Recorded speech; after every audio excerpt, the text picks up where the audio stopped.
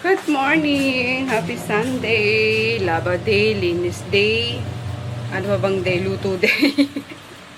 Luto is everyday naman. Yun, Laba Day and Linis Day. Tapos, check ko if makapunta ako mamaya sa Pasadena kasi yung saksakan nga nung freezer na pinapagawa ko. Then, yeah. Ayun lang naman. Pero gusto kong dito, mag-is ng floor. At i-floor wax na naman siya. Puting-puti na naman tong floor namin. Oh. Ayan, tapos nagpapaano pala guys, nagpapa-renovate itong building. So, bawat unit pinapa-renovate na. So, di ko alam kung, sabi kasi sabi kasi ni Ate Mari, mahirap daw magpa-renovate kapag may tao pa or may tenant pa, yung ganyan. Tsaka sa isip-isip ko, pagka ni-renovate nila yan, syempre mas tataas yung value nung upa, diba? Sabi ko, okay na muna to. Livable pa rin naman siya.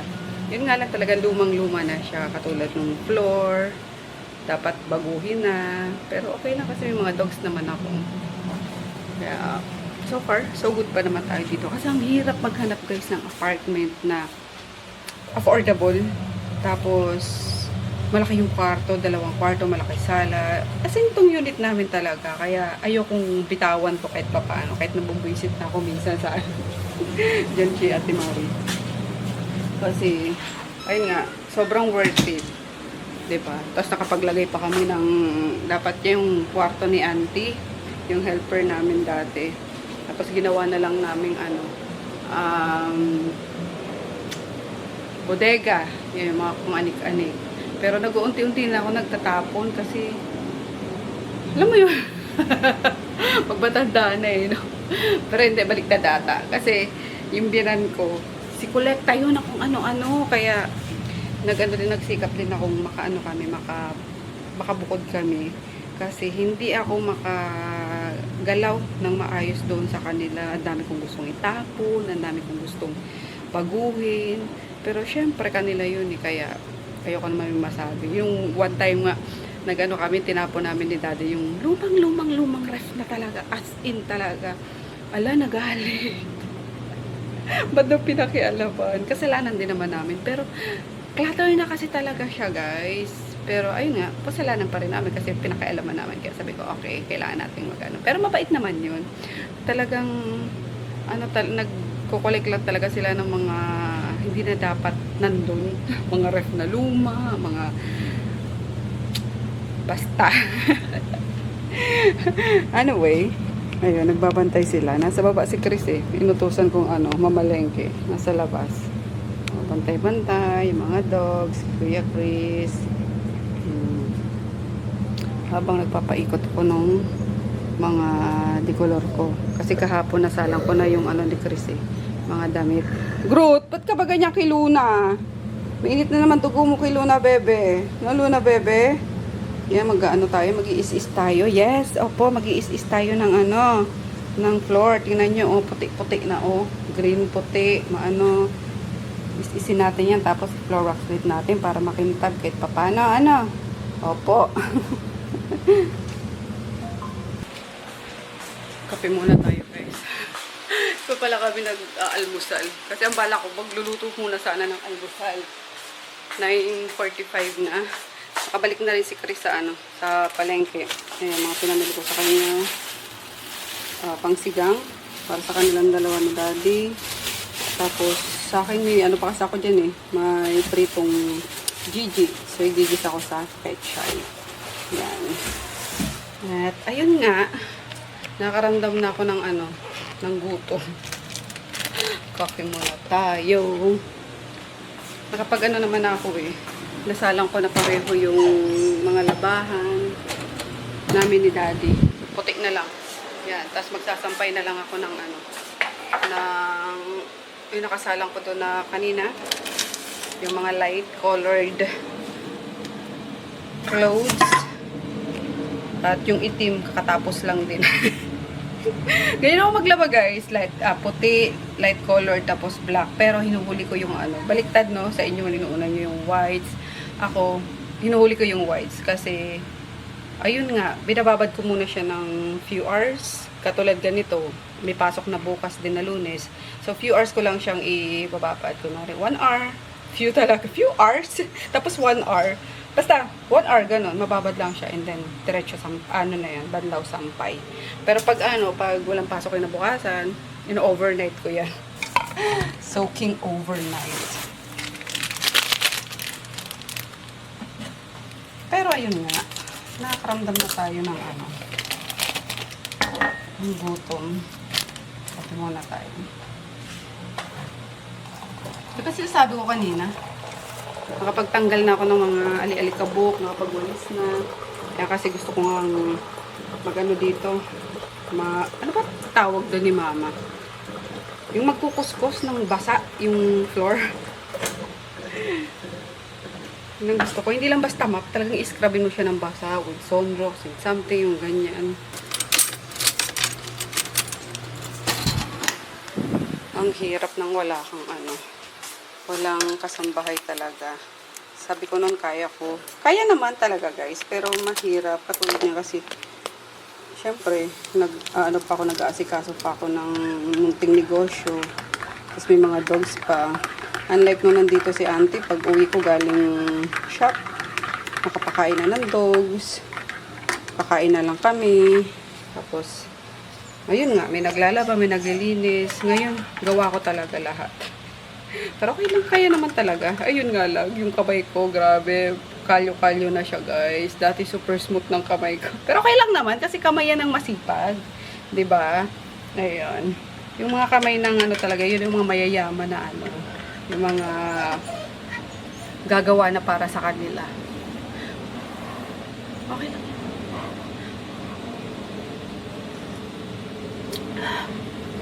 Hindi naman tayo model ng hindi naman model ang kamay natin.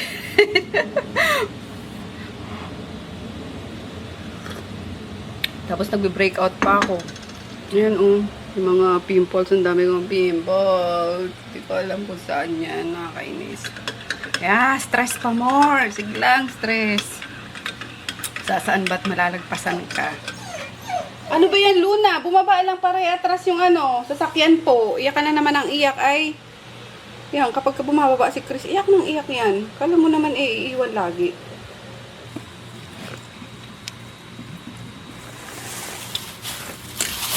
Sala ko naman na dito. Multitasking tayo. Wala, sabi ko buto-buto eh. Bakit kaya? Bagay malaman naman yung binili ng anak ko. Ayan. Yan ako muna to. Isi-seared ko muna para lumabas pa yung linamnam. And hindi anuhan yung taba. Ano ba yun? Mag-angatan. Tapos, ayun nga, di naman ako kumakain ng pork sa kanila lang to. Kaya 1/2 lang yung pinabili ko.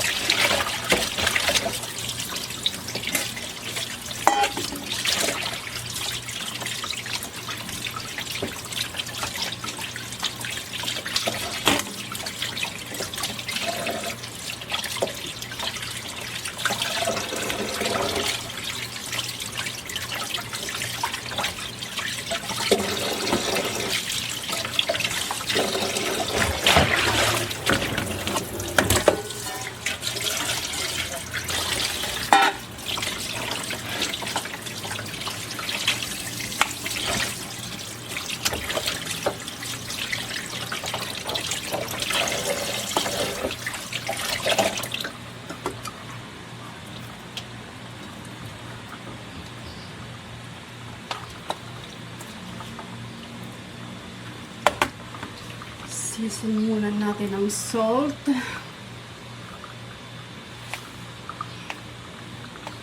Blue na parang bata lagi. Ay, naku po.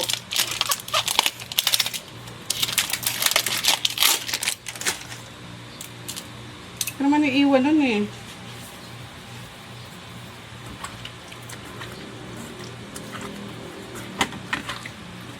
Para manuot na yung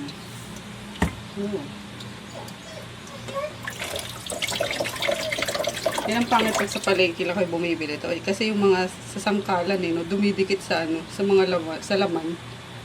yung wood.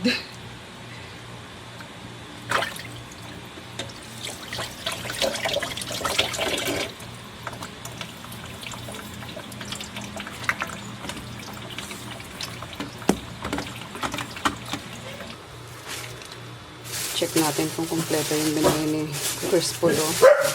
Bigay ako ng listahan. Pagandyan na si Chris. Iingay na yan. Tapos tatalon-talon pa yan. Parang kabayo. Andyan na nga ba? Ay, wala po. Wala po.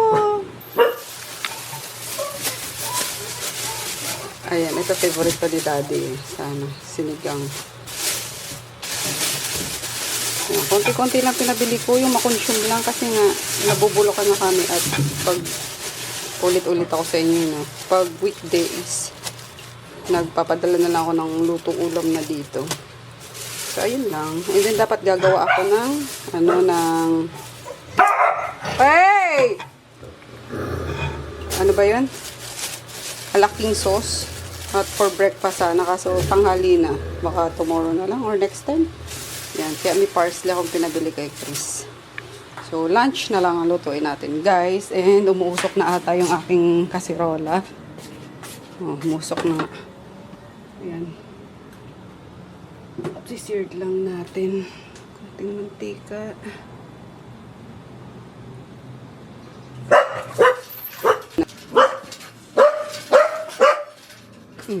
Ayun, tumalon.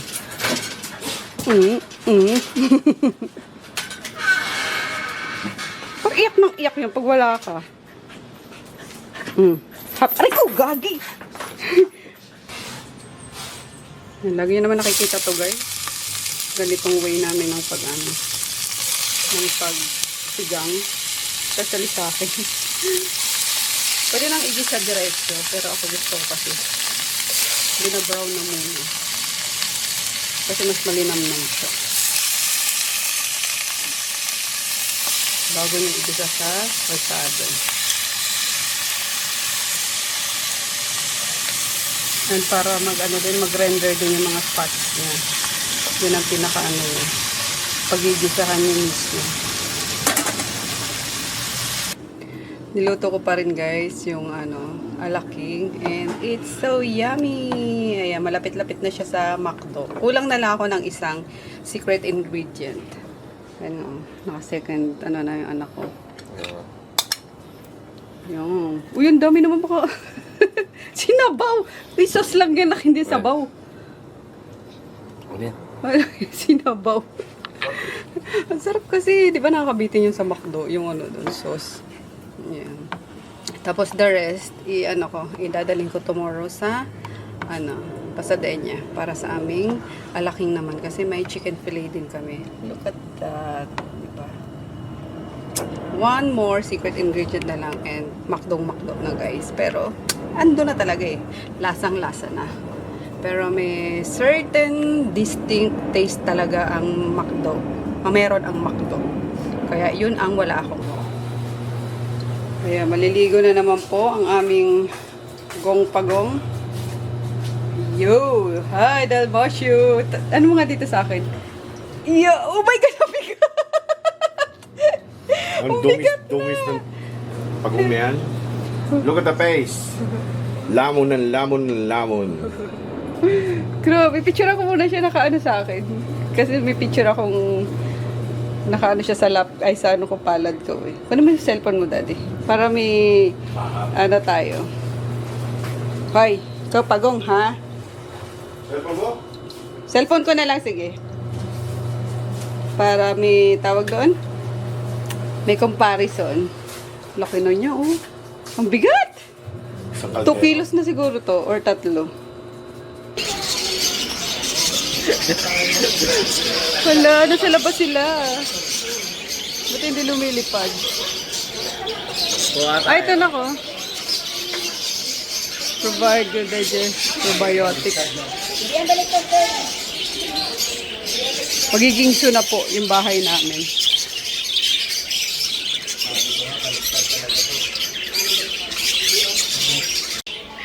Ang ganda, oh. Bakit?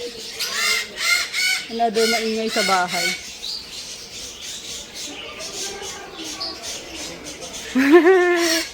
Bakit? Special na kinakain nyo ah. Mixed veggies pa. Kaya na nga ba sinasabi ko, Crispol?